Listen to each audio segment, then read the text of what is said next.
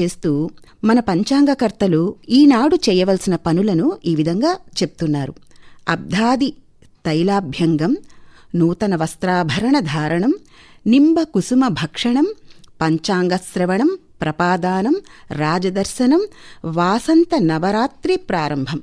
మిగతా కొన్ని గ్రంథాల్లో కూడా ఈ పనులు కాక ఇంకా ఒక 10 కృత్యాలని మనం ఈరోజు చెయ్యాలి అన్నవి కూడా మనకి ఈ విధి విధానాల ద్వారా తెలియజేస్తున్నారు. అందులో మొదటిది ప్రతిగృహ ధ్వజారోహణం.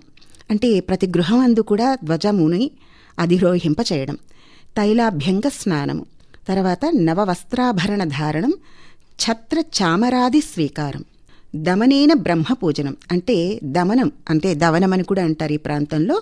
ఆ దమనంతో కూడా పూజ చేయడం భగవంతుణ్ణి.